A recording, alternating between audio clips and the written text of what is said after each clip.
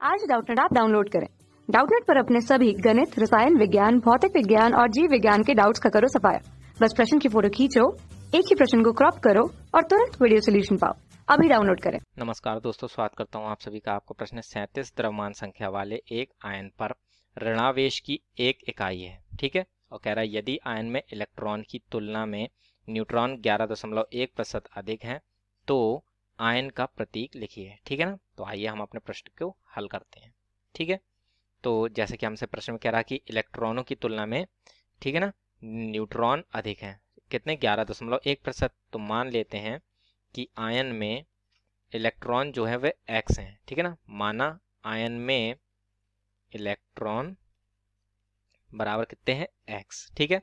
तो अतः न्यूट्रॉन कितने होंगे, वह कितने हो जाएंगे, ठीक है, वह निकालते हैं। तो अतः आयन में न्यूट्रॉन, ठीक है ना, न्यूट्रॉन बराबर x प्लस 11.1% अधिक थे, अर्थात x का 11%, तो 11.1/100, ठीक है ना। तो x गुणे 11/11.1/100। तो जब हम इसको हल करते हैं तो इसका मान हमारा निकल के आता है 1.111x, ठीक है ना। इस प्रकार से न्यूट्रॉन में वो हमारे आयन में जो है न्यूट्रॉनों की संख्या वो कितनी आ जाती है, 1.111x, ठीक। तो अब जैसा कि यहाँ पर हमें ये हमारे आयन में थे, ठीक है। तो अब इसमें जो क्या दिया था कि आयन पर जो है ऋणावेश है एक इकाई का, ठीक है।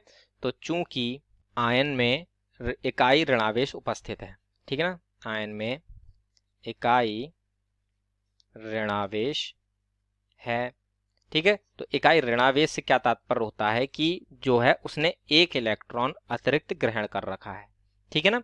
तो अर्थात यदि इसमें हमारे इलेक्ट्रॉनों की जो संख्या आयन में है वह हमारी यदि x थी, ठीक है, तो यानी इस पे जो है एक इलेक्ट्रॉन इसने अधिक ग्रहण किया था मूल तत्व से, ठीक है। तो अब जो मूल तत्व में जो इलेक्ट्रॉन होंगे वे इकाई ऋणावेश से एक कम होंगे, अर्थात उसमें x-1 इलेक्ट्रॉन होंगे, ठीक है ना।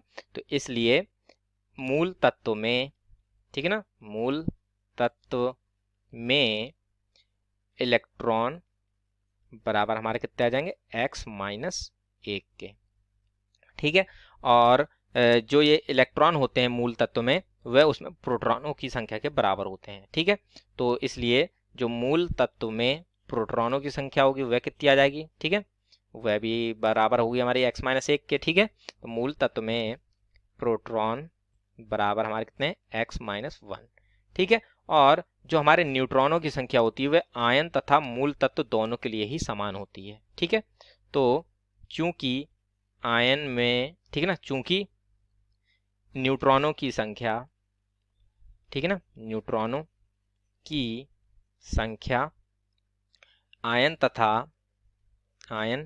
तथा मूल तत्व दोनों में ही समान होती है, मूल तत्वों, ठीक है ना, मूल तत्व दोनों में समान होती है, ठीक है।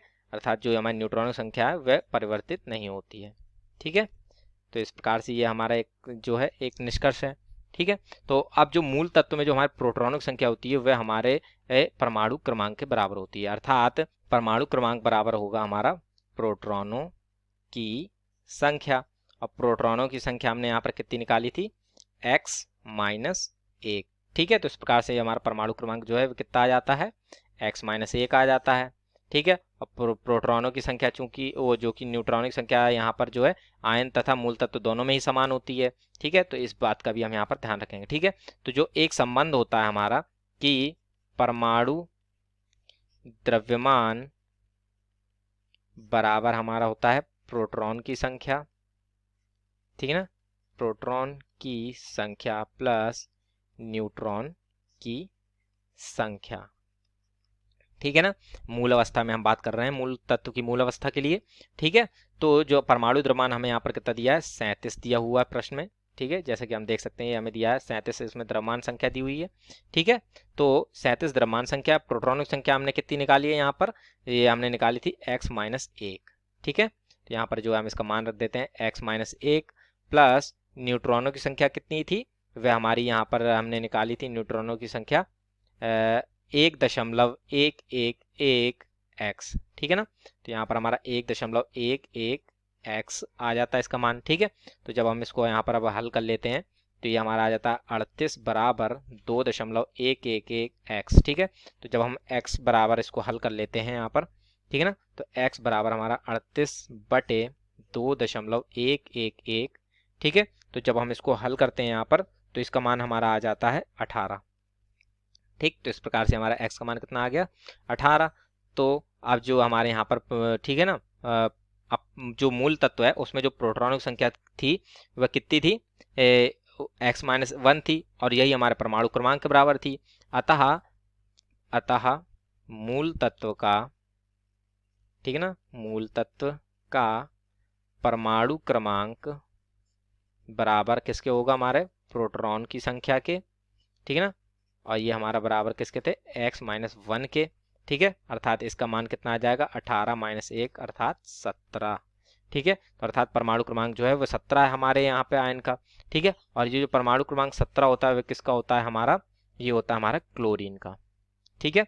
अर्थात यहाँ पर किसकी बात हो रही थी, ये क्लोरीन परमाणु की बात हो रही थी। तो क्लोरीन, इसको हम परमाणु क्रमांक 17 जो यहाँ प्रदर्शित करते हैं, तथा इसका जो परमाणु भार दिया है वो 37 यहाँ प्रदर्शित करेंगे, ठीक है।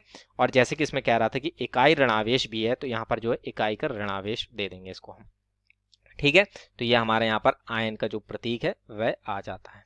आयन का प्रतीक बराबर क्या आ जाता है, Cl1737-, ठीक। तो इस प्रकार से ये हमारे प्रश्न का उत्तर पूर्ण होता है। आशा करता हूँ आप सभी को उत्तर समझ में आया होगा। धन्यवाद। कक्षा 6वीं से 12वीं से लेकर नीट, IIT, JEE वो एडवांस के लेवल तक 1 करोड़ से ज्यादा छात्रों का भरोसा। आज ही डाउनलोड करें डाउटनेट ऐप या व्हाट्सएप करें अपने सारे डाउट्स 8400 400 400 पर।